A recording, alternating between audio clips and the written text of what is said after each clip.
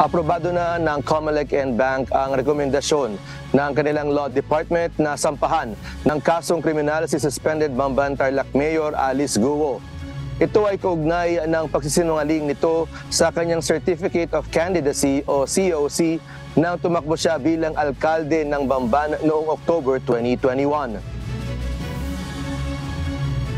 Inadapt po ng COMELEC and Bank, unanimous, ibig sabihin lahat po kami, yung recommendation ng aming Law Department na mag-file ng formal complaint laban kay Mayor Alice Guo / Gua Waping, and therefore pinapasimulan po ang pagkukonduct ng preliminary investigation. Ang reklamo ay matapos ang isinagawang investigasyon ng COMELEC kung saan nagtugma ang fingerprints sa COC ni Mayor Guo sa fingerprints ng Chinese national na hawak ng National Bureau of Investigation o NBI.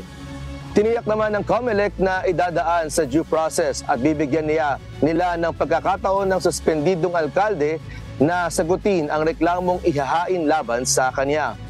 Wala pang tugon ng kampo ni Guo tungkol dito.